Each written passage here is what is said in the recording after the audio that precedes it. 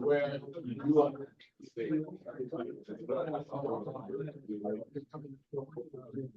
Well, they.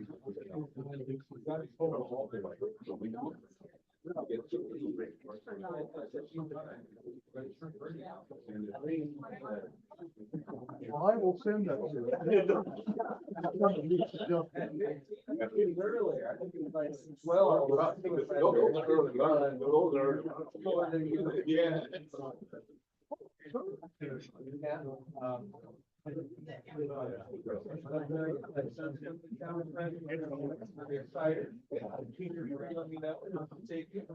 Literally almost like A little bit.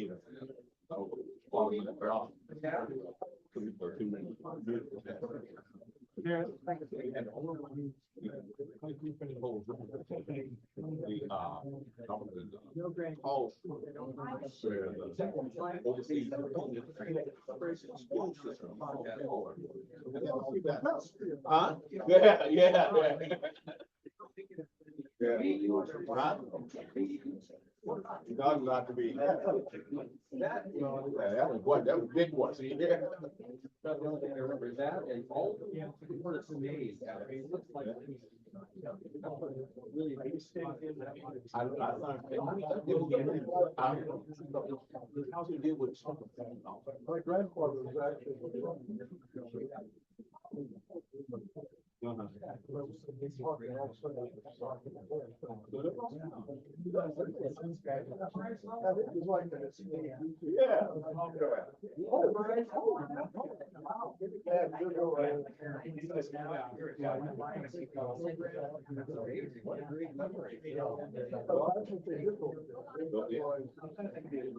I wish I had that skill. But yeah. I know. It had, that's about the house about a little way.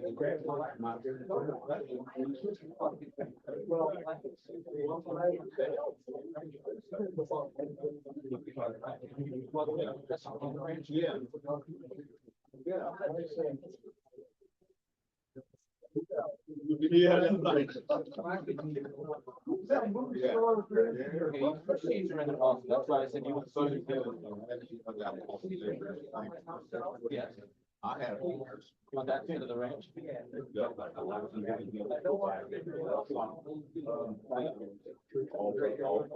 Thank you.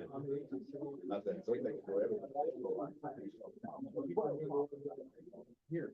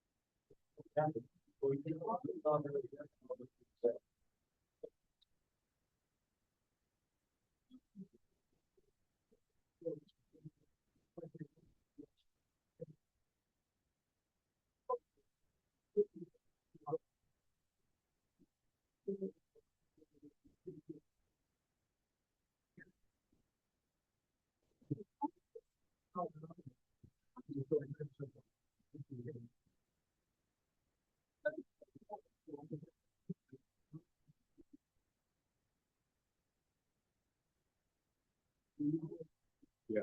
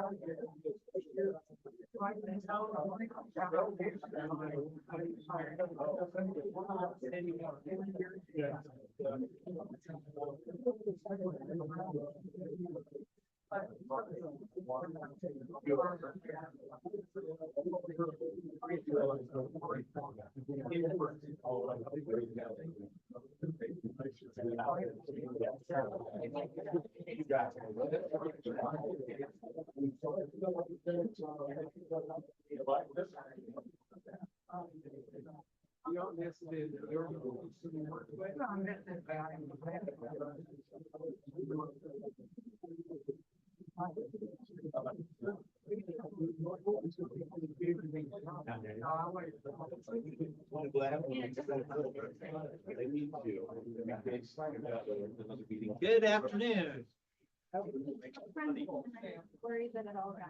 Welcome to Kiwanis for May 12th. We have Don Leaf here to lead us in the Star Spangled Banner, and, or no, Sam Lee will be playing Star Spangled Banner in O Canada. Please sing along, and then Don Leaf will help us with an inspirational moment and make a connection.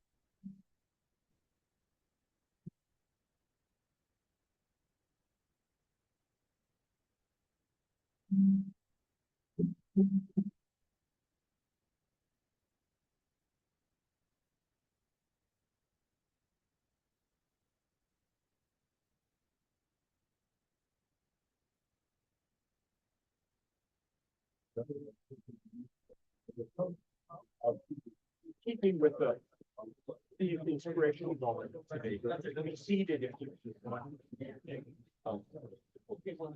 Today's inspirational moment is today's inspirational moment I chose was essentially the parable of the Good Samaritan. And I looked in the backgrounds of several religions and Buddhism, Sikhism, Islam, Hebrews, Leviticus 19:18 says, instructs you to love your neighbor as yourself. And the parable of the good neighbor is really, who is my neighbor? And the neighbor is more than the person that lives next door. In any case, I'm going to suggest and ask that the board of the Kiwanis board, president, and this club send a letter of friendship and respect to Kiwanis Club of Vancouver, BC, in order to make understand that the Kiwanians of the world are in fact, in one sense, in love with our neighbors, not in competition, and we're not ascribing to annex them as a 51st state. So thank you. That's the inspiration moment for the day. Thank you, John. That's why I had me play old Canada. Okay. So we'll look at getting a draft together and put something together there. That sounds great. Thanks, Don. We have some guests here today. Let's see, who do we have? Karen, do you have some guests here you'd like to introduce? Yes, I am pleased to introduce my two guests today. This is Jill McDowell. She is a retired teacher who has a lot of international teaching experience. My other guest is Dick, who is not retired, and Darasoma Stommer, and she is a pharmacist.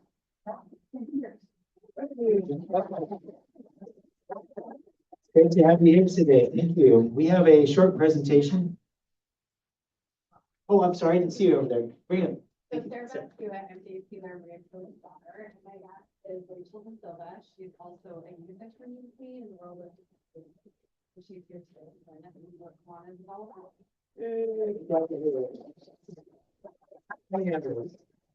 I missed that. Short presentation, Jonathan. And asked me to intervene on her behalf. She wasn't able to be here today, but she wanted to take a moment to thank Sean Myers and to wish her a happy birthday and to give her with a small gift to show that we appreciate her and recognize her service and her friendship to the club. So happy birthday. And now we're gonna have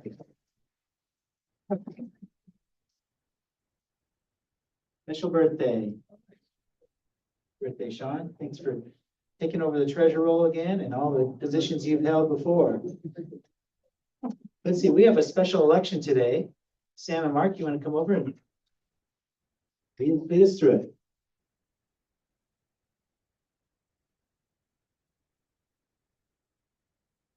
Thank you, President Grant. Yes, we do have a special election today, and it gives me great pleasure and honor to nominate Sean Myers as our treasurer. Sean served as our president, as you probably remember, from 2023 to 2024, and previously was the club's treasurer. She is doing a retread. I'm very excited about that. She has continued to provide oversight for this position and generally for our club's finances. Professionally, she served as the assistant state treasurer. Assistant state treasurer. Oh, very nice. Assistant State Treasurer from 2017 to 2021. Prior to that, she served as Thurston County's elected treasurer from 2010 to 2017. Previously, she served as controller and vice president for a community bank. She's been a member of the club since 2011. I hereby nominate Sean Myers for treasurer of the Olympia Kiwanis Club. Do I hear a second? Thank you. It's been nominated and seconded that we nominate Sean Myers for treasurer of the club. Are there any further nominations? Are there any further nominations? I move that my nominations be closed. Are there any further nominations? And Don Leaf has moved that the nominations be closed. Nominations are. Ballot be cast. A unanimous ballot has been requested to be cast by the club. Is there any objections? Seeing no objections, all those in favor of electing Sean Myers for treasurer of Olympia Kiwanis signify by saying aye. Aye. All those opposed, nay. Congratulations, Sean, and thank you so much. Okay.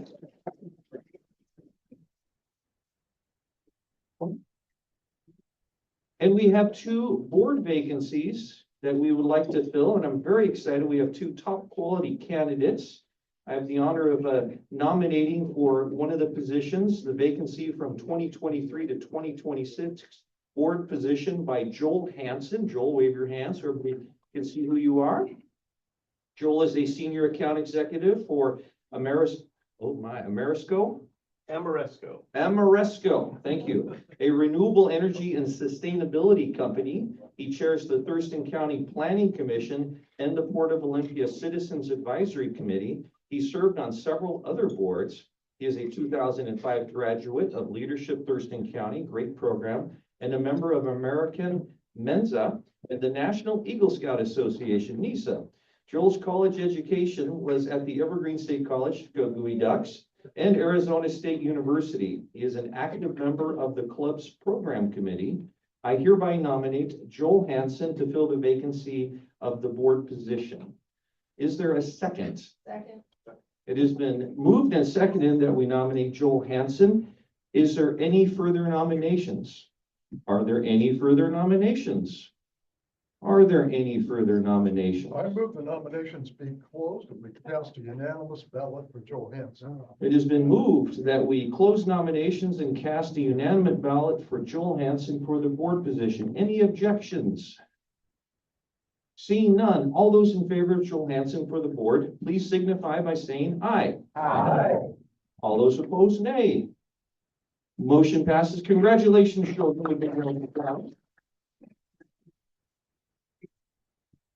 Thank you, Mark. The next one's a little more complicated, but very quickly. When we elected Sean to be treasurer, she also, as a board position, is the past president.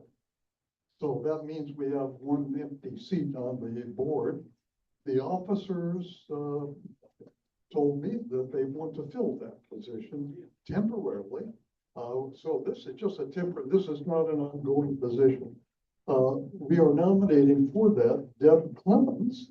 And for those of you who don't know Deb, she has been in Kiwanis since 2007, first in Eastern Washington, then for the North Thurston Kiwanis Club.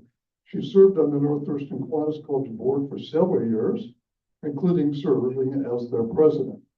Especially, she was an educator, including high school teacher, high school principal, and retired as the superintendent of schools for the North Thurston School District.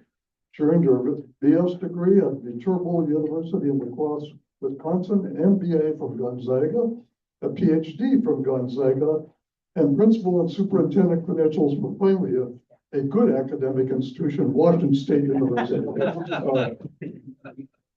Obviously, she's underqualified for this position, but anyway, I move that we elect Deb Clemens to a temporary board position through September 30th. I second that. It's been seconded. Are there any further nominations? Are there any further nominations? Are there any further nominations? Mr. Chairman, I move that we close nominations and elect Deb Clemens to the board by unanimous vote, acclamation, something. Trinkles, anyway, okay, all in favor, say aye. Aye. Opposed? The ayes have it, okay. Right.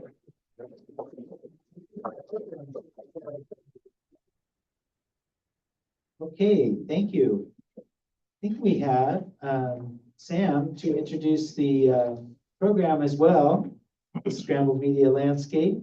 And like our speaker's been very busy today, so glad he could be here. Here you go, Sam.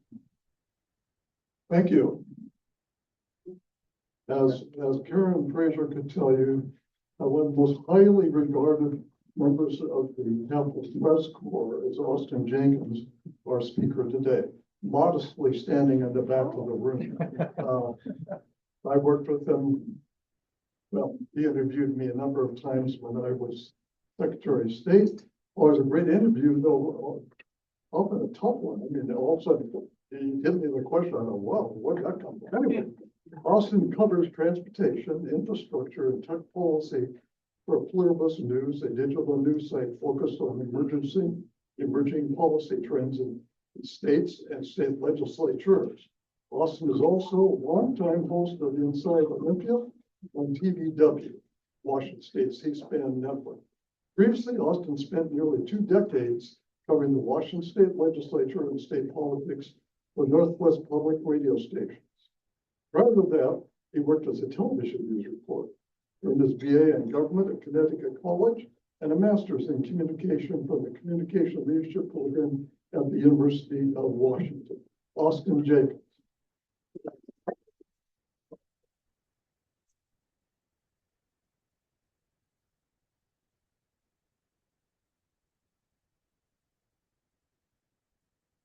Hello, everyone. Thank you for having me. I'm going to try to use this.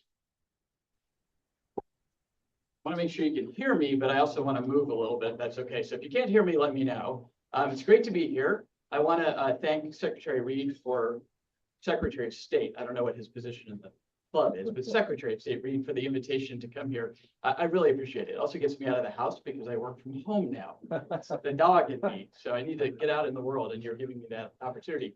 I want to say hi to President. Andy, Rand, okay, you want this? I need help again. You have one of my kids at your school. You'll soon to have 2 of them, and we appreciate it. And appreciate the fact you're the president of this club. Good to see other familiar faces. Joe Mullen, Senator Frazier, hello. This talk could also be called. Oh, sorry, Wendy's there too. All these familiar faces. This talk could also be called the end of mass media, I think, as we know it. What I want to try to do is capture what is, I think, a slow-moving, possibly a very fast-moving train in terms of disruption in the information ecosystem.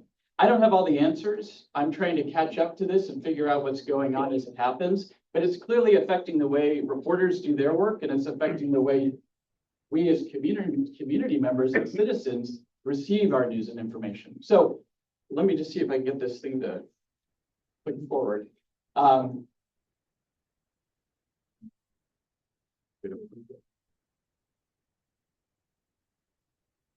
can just skip it. I can do it. So just a little bit about me, just because I think it helps to have some context. I appreciate the nice introduction from Sam. I'm definitely a legacy media guy. I started out in the 1990s in TV news. I say it's sort of the end of the heyday of local television. People started to stop watching. There was a lot of consolidation happening when I joined local TV, but that was sort of my first thing. And the thing that got me into it was actually the Mount St. Helens eruption, which is coming up next week, the anniversary. You know, I was wanting to go to where the action was, and I liked the visual medium of television. And then I transitioned into public radio for 20 years and worked as a broadcaster doing radio, covering a beat, the state capitol. And then about 3 years ago, had the opportunity to join a digital-only startup, Pluribus News. And what we're trying to do is cover all 50 state legislatures and spot the policy trends as they emerge, because the reality is the policy is happening in states, not in the other, well, until recently, not in the other Washington. There's a lot of executive action happening in the other Washington, but not a lot of congressional legislative action. In fact, there's 2 legislators I talked to in Montana. They're married. They like to say that they passed more bills between the 2 of them in the 2023 Montana legislative session than Congress did in the entirety of that year. So you start to do the math. Legislatures, state legislatures are where the policymaking is happening.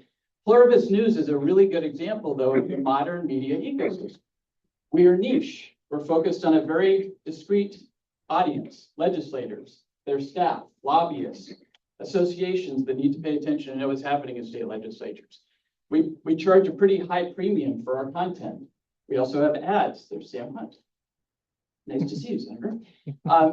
So there is this kind of new type of media coming online that's subscription-based, that's for a narrower set of people, and is not the mass media. And I have to say, it's a little hard for me, having grown up doing television and radio and trying to reach as many listeners or as many eyeballs as possible to now be part of this new wave of media, but it is also where we're headed. Slicing up the audiences into smaller pies. See if we can move this forward. So that's a little bit about me and a little bit of context for Pluribus. I like to show this slide because the reality is that we want information. I think we're hardwired for it. We like stories, but we also want to know what's happening. We're interested in the gossip down the street. We're interested in what's happening in our community. We want to know what's happening in our country and the world. This goes back a long ways, this need. And what this is showing you is the way that they used to do the news during the era of the Roman Senate. They've literally carved the news into stone. And to me, not only is that sort of a pretty painful and laborious way to get the news, or at least to make the news, but it also speaks to how much the need is of a community to have information, so much so that people would take the time to carve it literally into stone. Fortunately, we don't have to do that anymore. It's also true that the media ecosystem and the information landscape has been disrupted multiple times before.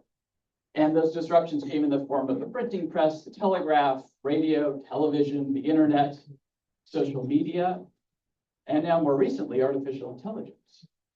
So disruption is the name of the game, but the level of disruption has gotten much more intense and the pace of disruption has happened at a much higher rate than we're, I think, accustomed to.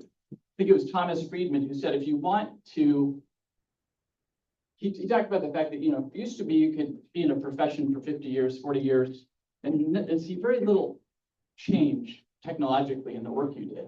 He said, now we're on sort of 7-year cycles, and arguably we're with ChatGPT being updated every other week, we're probably on monthly sort of updates in terms of the way that information is imparted to people. But Thomas Friedman said, you essentially need to think of yourself as, if you want to keep up with this, riding a bicycle and constantly pedaling and never being able to stop if you want to keep up with the pace of change in our world today. And that's what's affecting us. You know, television comes along. We had 40 years of the heyday of television and then the internet, right? Nowadays, every week brings something new, something different that's going to change the way we're getting our news and information.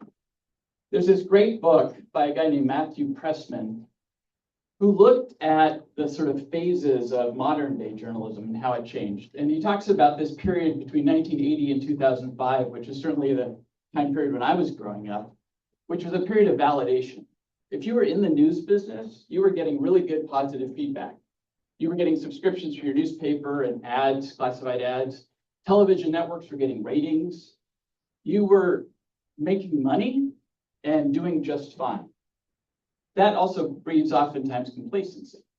And so then what happens is the internet arrives and Craigslist arrives and cable television arrives and it starts to disrupt business as usual. And so that's period 2, this sort of devastation where literally the newspaper industry in particular goes off a cliff, and you're going to see that in a moment. And then this period 2015 to the present is alteration in Matthew Pressman's words. A period where everybody's trying to alter business as usual, try to figure out new business models that will work, and trying to survive in a very difficult economic climate. The fundamental thing that changed is how we get our news. We went from watching television, reading newspapers, magazines, periodicals, television, to getting our news on our phones. So legacy media versus digital. That was the fundamental change. It was a technological shift.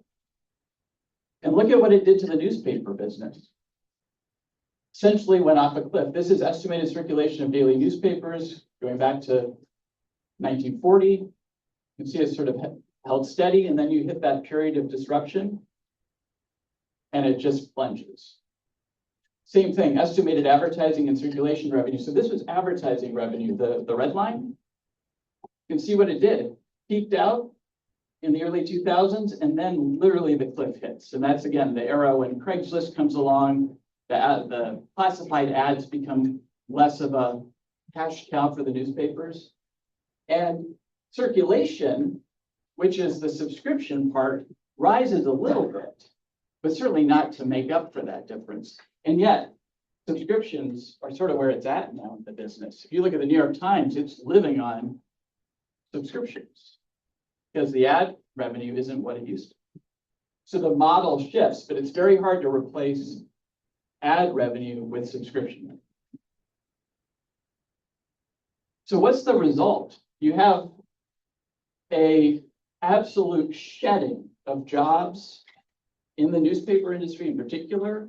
You have layoffs, closures. I remember probably in about 2005 working at the Capitol, and it seemed like every week or every other week, one member of the press corps or another would announce they were leaving because they saw the writing on the wall. They weren't going to have a job. They weren't going to be able to raise their kids and pay the mortgage. So people were fleeing the newspaper industry rapidly in that era. So this is a study that comes out annually from the Medill School of Journalism at Northwestern University, and I'll just give you some of the top line takeaways from their last report. I know this is a little hard to see, but the nation has lost more than 1/3 of its newspapers since 2005. 127 newspapers closed during 2024. It's nearly two and a half per week. Decline of 3,300 newspapers since 2005. The pace of newspaper closures has not slowed. And that means that the number of so-called news deserts, which are communities with no news coverage at all, continues to rise. There are lots of counties in this country, and we're starting to see some counties in this state that don't have a news source. And that means the county commission isn't being covered. That means the city councils aren't being covered, the school. But there's this new study from Washington State University that just came out in the last month or two. And this is a map showing you news sites in each county. And obviously, Central Puget Sound has the bulk of them. But there are examples on here of zero. I think this is Skamania County, that's one of them. I'm a little surprised to see Asokan County has 3. But you can see how many counties have 0 or 1. Ferry County also 0. So in 37 of 39 counties, we still have some news source, but in many of those counties, it's 1. So this is affecting not just the national landscape, but it's affecting us here at home too. So besides the fact that the device, the way we get our news changed, we went from newspapers to the phone, it's also how we got our news. We went from having our news bundled up for us and curated to being unbundled. And now we get our news a la carte. We pick and choose the articles we want.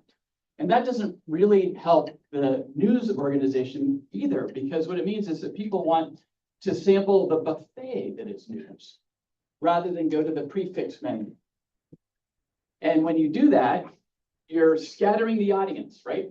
You're making it much more difficult to pull in the eyeballs, the ears, the reader, and get them to pay for the product. So news habits change when technology changes. And then there's social media, which is where now, according to Pew, about half of people say they regularly get their news from social media, whether that's scrolling through a feed or seeing a link on a feed and clicking to that link. But here's the difference, is that the media is supposed to inform and explain what's going on. Social media is supposed to elevate that which is most popular. It has a very different mission. And so that means that what you are seeing on your social media feed in terms of news is not necessarily what an editor has decided is the most important story of today. And of course, that's a subjective decision. But we used to trust editors to make those decisions to help curate what's important. Instead, you have an algorithm that is driving that which is has most virality, has most interest, is most likely to get attention. And they're not doing it, the algorithm doesn't have journalistic ethics or journalistic training, or even an interest in promoting news and information in an informed society. It just wants to make money for the social media. Used to be when you had the mass media, it was actually a economic incentive, if not imperative, to try to be fairly nonpartisan. When the wire services came along, and a wire story was going to be in a paper in New York City and Los Angeles, but also Dubuque, Iowa, and Lincoln, Nebraska, you were trying to appeal to and reach audiences of very different sensibilities and politics, urban, rural, suburban. So set aside journalistic ethics for a second. It just made a lot of sense to have fairly nonpartisan news. And in this country, historically, we've had quite partisan news. It used to be the parties funded the news, right? This idea of nonpartisan news is actually a fairly modern convention, but there was a business reason for it. Now, as we slice up the audiences and we move away from mass media, there's actually an economic incentive to be partisan. And so what does that look like? Now you can pick your lane. You can pick your media based on your political predilections. You can find stuff on the far left, you can find stuff on the far right, and you can find stuff kind of in between. And this is what's happening is we're now rating and ranking our news media sites by their partisanship, but people are also sorting themselves based on their partisanship. And so that adds this additional layer of complexity to the information ecosystem because we're not all getting news off the same hymn book, right? You have yours, I have mine, they have theirs. And we can't even agree on what's important, what the facts are, why something has happened. Because we're being sorted and split up in this kind of confusing, increasingly more partisan news ecosystem. So what's the result of all this? As the reporter, these are the numbers I look at and lose sleep over.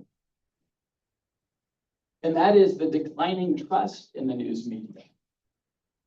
You know, there's a lot that we can't control because the landscape is changing so quickly and the economics are changing. But we also, I think, as reporters, journalists, editors, publishers, need to be looking internally and ask, why have we lost the trust of the American public? In the 1970s, when I was born, 60+% of Americans believed in the media, believed they could trust what they were reading and hearing.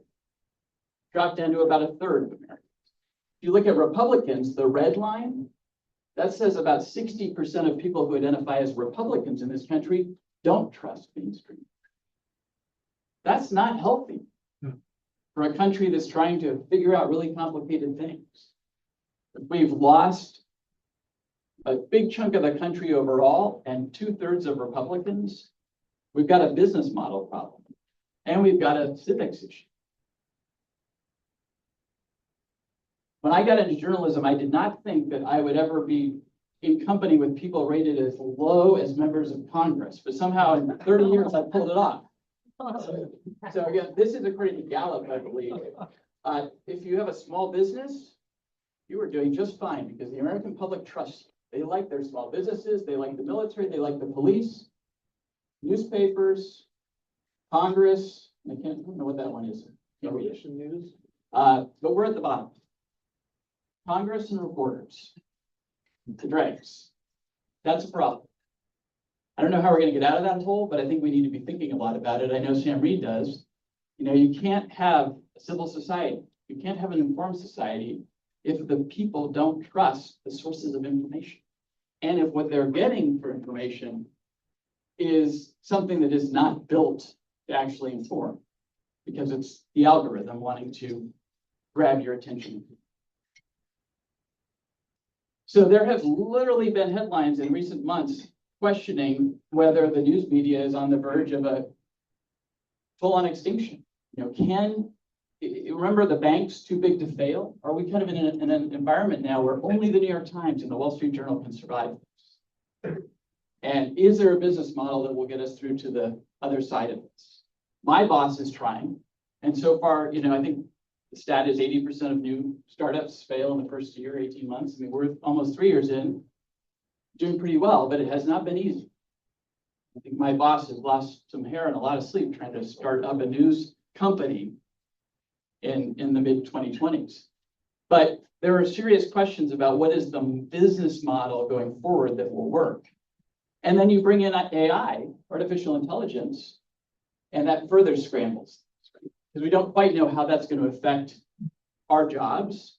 We don't know how it's going to affect, again, the information ecosystem and what people trust and believe and how they get their information. I mean, I was just in ChatGPT asking it to help me out with a trip itinerary last night. Maybe soon people will be going to ChatGPT and saying, tell me what the news is. And then how are you going to monetize that? Right? I mean, already there's talk about Google stealing the revenues of newspapers because people just go to Google, they see the headline, they move on, they never click through. Speaking of which, there is an effort to try to rebuild local news, which is really where my passion is. We have a lot of national news out there still. The local news is dying on the vine. There are proposals to make big tech pay. There's a bill in the Washington legislature this year that did not pass. There's bills in California, Illinois, and Oregon. Trying to figure out, can you get Google and other companies to pay into some sort of fund? They're doing this in Australia and Canada. There's also been some backlash with Meta pulling out and not actually featuring news anymore. So it's tricky. In 2023, this legislature here in Washington State gave newspapers a full-on P&O tax exemption. We now have a Murrow Fellows program that the legislature funded a couple of years ago to try to put reporters into these news deserts or soon-to-be news deserts to try to populate newsrooms. But you know it's bad when the government is funding reporters to go to Clickitat County or to go to even Spokane, right? Or to come cover the state capitol. And there were 3 or 4 of them here this year. There is the bright spot, I think, of more profit newsrooms, but they're also, they struggle. That's not easy. You look at public media, right? They're all begging for money right now because they're about to lose their federal funding. So, but nonprofit is maybe the business model of the future, or at least one part of the solution.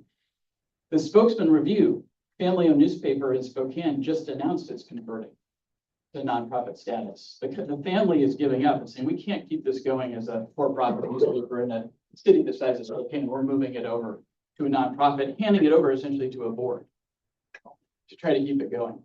And then more digital news sites, digital-only sites are filling in some communities. But you got to be careful, because some of them are very untrustworthy. Some of them are not even what they pretend to be. So I'll just end by saying that I think, what can we do? What's in our power? First off, I don't think the first question should be, is this news site politically biased? That's one question to ask, but I think it's more important to ask, is the information reliable? It may be coming from a perspective or a slant. That doesn't mean it's not trustworthy. So the questions I'd be asking are is the story or the reporting based on credible sources? Is there an effort to avoid bias? And if not, does that undermine the credibility of the story, or is the person very clearly sort of stating where they're coming from? And that might be informative, right? Is the information in the news story documented in some way? Does it seem that they're trying to be fair? Is there context and balance? Was this edited? Those are the questions to be asked. We have to be much better sleuths to understand where we're getting our news. And one of the things I don't do is if I see something on social media that interests me, I do not click on the link. I will go find the story or whatever it is online, but I won't click through using social media. And when I do it on my own, I'm also trying to verify, where is this coming from? When was it posted? How many things show up on social media that were first posted 10 years ago, and you think it's new? It's like, no, this is just somebody recycling. So you got to be smart. You got to be savvy. I'm going to stop there, answer a couple of questions. Again, appreciate your attention. Yeah, go ahead. Understand your zero news account. I mean, they don't have TV, they don't have internet, they don't have social media. I didn't do this study. So as I understand it, Berry County probably gets Spokane television, but they don't have, I think what the study was looking at is there a news organization based in that community, in that county? Is there still a newspaper or even a radio station doing some news versus news from other areas is bleeding in? That's their counting. Yeah. It's a very good, very comprehensive study that builds on work the League of Women Voters did recently in this state. And there's also a recent study from University of Washington looking at declining coverage of the state capitol. So there's a lot of people are paying attention to this in our state in recent years, doing studies, trying to analyze, assess the problem, and even offer some solutions. Yeah, Joan. I'm thinking about how you explained the change from like getting a newspaper cover and there's articles on there you want to read, and then it brings you into the newspaper and then you see things you might not have read. The serendipity of sort of finding How do we Your get news. that? I mean, how do Well, we get that again? the algorithm, I'm sure that somebody at a social media company would say the algorithm is that because the algorithm is learning your interests and then it's gonna sort of, send you to something you didn't know you were interested in or didn't know you were looking for. But I don't think it's a replacement for flipping through the newspaper. And I think, but more importantly, I think that the newspaper or the evening newscast, flawed as it may be to have editors deciding what's important, having your news curated by professionals so that you have a sense of, what's the most important events of the day, what's happening nationally, locally, what's happening in sports, and maybe at the end a kicker to kind of end on a happy note. Like there was purpose in that. It gave us a sort of a organizing way to approach news and information. Now you have to organize it yourself, or what you are instead inundated with is noise and no signal, right? It's all noise, no signal, and we're all struggling to figure out what does it mean. Yeah. Two comments, in answer to her question, how do you find that newspaper? You go to the print replica. Yeah, you can go to the print replica. That's the way I look at the Daily Olympian. Yeah. I look at the New York Times. Yeah, it's true. So you can actually go to the website, and then oftentimes the newspapers will offer a version that is a replica of what you would get if you had the printed paper. And And allows you to flip the pages. my other question was, we looked at internationally in other countries, Europe, Asia, how their media is also going through this. I haven't, but I know that in a lot of countries, there is a lot more public or government subsidy and support. And we don't really have a culture of that here. And honestly, I don't know how I feel about the state legislature funding journalism jobs. I mean, in a crisis, are you going to turn down the money? Probably not. But is it ideal when we're all trying to keep an arm's length and separation of church and state? I don't love it. But I think in a lot of other parts of the world, it's much more the norm. You have government subsidizing what is a business that, at least these days, is pretty hard to make money at. Yes. There's also apparently a trend amongst some hedge funds to buy up. Yeah. Papers in particular, strip them of certain assets and then, they get less and less. But there's also, along with that, an effort by some in our government right now to suppress local media because it's convenient. Those two may or may not be in league, but the point is, to what extent is that?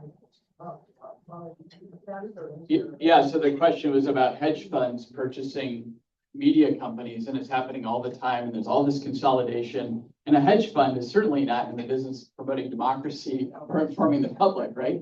And now we've also seen in some instances, billionaires buying newspapers like the LA Times. There's one named Bezos who bought the Washington Post. We can all debate how that's going. What's worse, a hedge fund buying your newspaper or some billionaire who wants to make your newspaper his or her sort of hobby project and maybe start to interfere with the editorial page if they, think it might help their business bottom line, right? Like none of this is ideal. But it's also why I left television news, because the consolidation was happening at the local level, even when I started, which was what used to be family-owned TV stations in Seattle started to be bought out by companies elsewhere. And then those companies were bought out. And eventually you have hedge fund ownership, or you have 4 or 5 companies that own the majority of local TV stations in this country. And that local ownership, got to go back to when Mountain Hills. I know we're getting short on, how are we doing? 3 minutes or 2 minutes? Yeah. One or two more questions. Yeah. Because I'm finding podcasts or where I'm turning to a lot of times now, also because podcasts, some of the ones I'm turning to tend to be more the, you want to call it paper platform, where it does feel more factual based. But podcasts aren't really advertised. They're not really, right. I find out through friends and mutual coworkers and stuff like that. Do you think there's a time where the government or news will work together to just publish for the public? These are the sources you can go to get informed. Versus right now where it's very private and you have to pay or know where to go just by simply knowing people. time and having this conversation, right? Like if I'm going to have dinner with my dad doesn't even understand a podcast. He's never done a podcast. How do you download that thing? Yeah, I'm glad you mentioned podcasts. So it seems like, yeah, it's a fascinating world, but also the information isn't really out there for the public to know where to go to get this non-biased factual information. And it goes back to sort of the buffet, right? That you don't really know what until you show up at the buffet, and then maybe there's some things that aren't even at the buffet that you need to ask the kitchen for, and they'll bring it out for you if you want it. I'm glad you mentioned podcasts because there, on a positive note, there is sort of this golden age of listening again that's happening. There's some wonderful storytelling and in-depth work being done in the podcast world. But more importantly, I think the podcasts that are having influence, and we saw this in the last presidential election, are not the narrative ones. It's these individuals who have figured out a business model and have gone viral with a subset of the electorate, and they're very influential. And I think that I would highlight that because it also speaks to the way in which mainstream media and its ability to influence, and I'm not saying from a partisan standpoint, but influence how people are thinking is really diminished. And now you've got politicians flocking to these podcasts that you or I may never have heard of because we're not listening, didn't know about them. But there's some pretty motivated people who are, and they're now getting politically engaged. I don't know what the answer is to sort of get the word out, but this again goes to how we get our news now. It's sliced and diced, and it's so niche. And it's so based on, your interests, and it might pop up because of your algorithm, but what you're seeing is not what your dad's saying. What you're seeing is not what I'm seeing. And we're all being kind of funneled off into our little rabbit holes. Okay, I'll stop there. Thank you for your attention.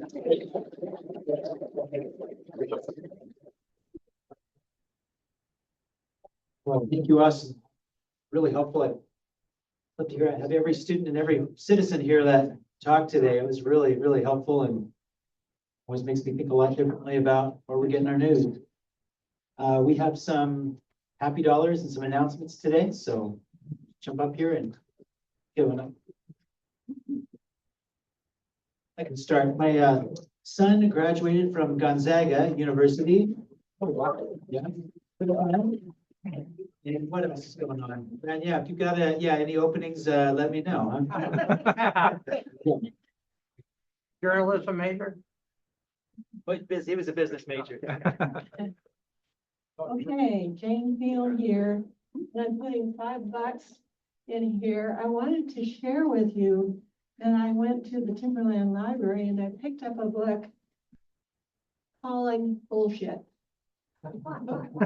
It's written by Carl Bergstrom and Devin West, who are UW profs, published in 2020, and it hits this topic. I suggest you read it, okay? Available at the Timberland Library.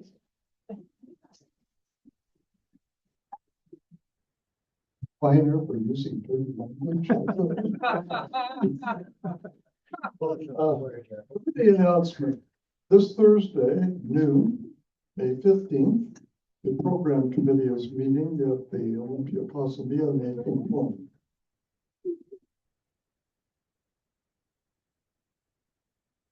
Bill Carlson here. I wanted to give a happy dollar for common sense. But I looked at the legislature and I said, I sure can't give it to them. Because what did they say? They wanted to help people buy houses easier. And they turn around and give us the biggest tax increase in Washington. That's not common sense. So I would search my memory for the best common sense thing that I could remember from a local politician. And going back a number of years, I remember being at an event where a politician was asked to fund some special interest group. And she said, and who would you have me, whose budget would you have me take that from? And I thought, now that's common sense, and guess who that was? Karen Frazier.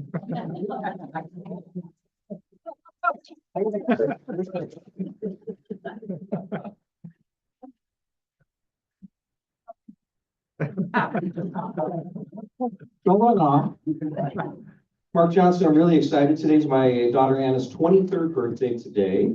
And to celebrate, Anna graduated from Roosevelt University on Friday with a Bachelor of Fine Arts in Musical Theater with a dance emphasis. So I couldn't be prouder for her.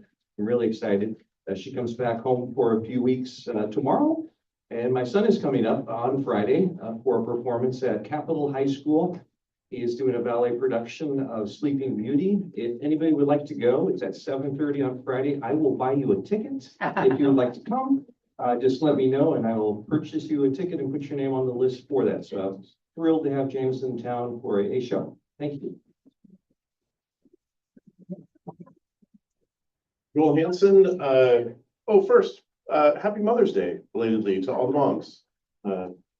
I've got $5 happy because I didn't have a 1, but I'm very happy that I got my summer plans have changed because last week was filing week. As many of you know, I filed to run for port commissioner and nobody filed against me. Oh, Change it my summer dramatically. good.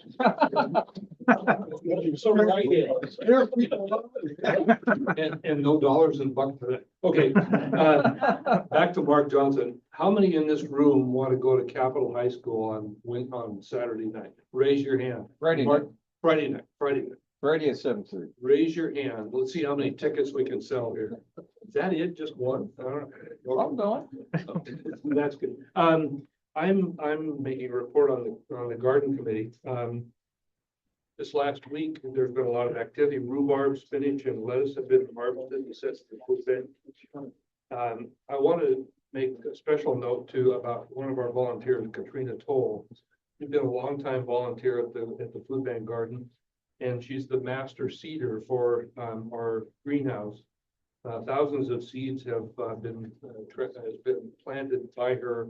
Many of those vegetables are in the garden and will be harvested soon. Now, Katrina is a retired state employee from the Attorney General's office and has been a very good volunteer for us. And she has helped out with the plant sale, preparing for the plant sale. This Wednesday at noon, there's a plant sale committee meeting at the West Side Garden. And the plant sale will actually itself be held on June 7th. So mark your calendars for that.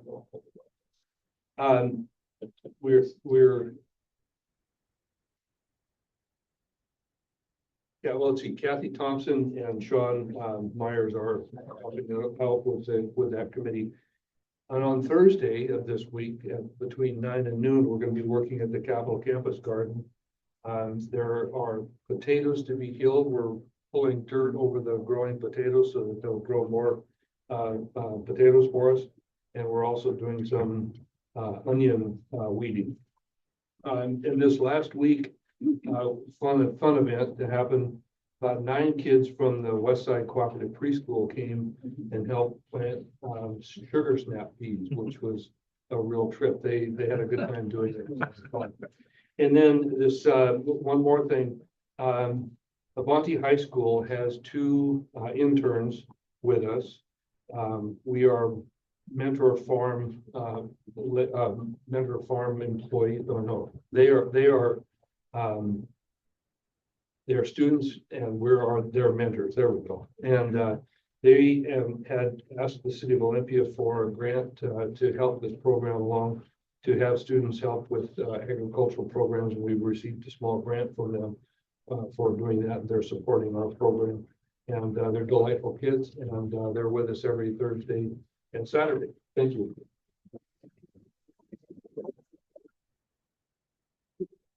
This fall, we have an opportunity to do a fundraiser, a relatively small fundraiser. We'll be selling daffodil bulbs.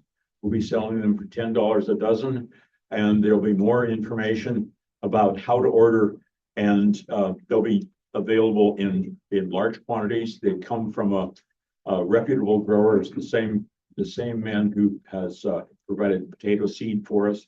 Local bulbs. This is Grays Harbor County. So there'll be more. Stay tuned for daffodil bulb sale.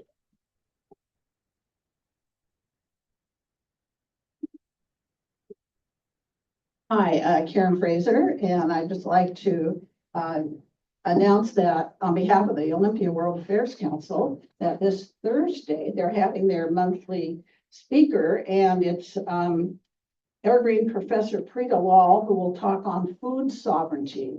So it's at 7:30 at the Community College campus in Lacey. So I put some flyers on the back if you're interested. And by the way, none other than Nina Carter is the president of the World Affairs Council. So excellent leadership for the council. Do we have a raffle winner for today? We do, Terry Kirkpatrick. Key Club. All right, thank you. Key Club could use it. Can I do a quick announcement? Jonathan's got one quick announcement yet, and also while we're thinking about it, shake those cans, see if you've got some change, maybe a few extra $1 bills or bigger bills if you like, and help prevent children's cancer. Just a quick reminder that we're in the midst of our Caring for Kids fundraiser, so if you haven't responded to the email, do so please. And we have had some success. Karen put together this amazing thermometer over the weekend, which shows our progress to goal. Our goal is $20,000, right? Yeah. And so far, we were at about 7,000. So we've got a good start, but we've got a long way to go. So, so we'll be sending out more communications. We have envelopes that we're printing up that we'll bring into the next meeting. Folks can make donations to the foundation. The foundation, of course, funds all of these amazing things that we do, such as work with students in our community and gardens and firewood and all this amazing stuff. All is funded through your support, the donation or the foundation. So thank you. All right, Weekly Networks, thank you. I think that's all we've got for today. Have a great week and see you later. All right.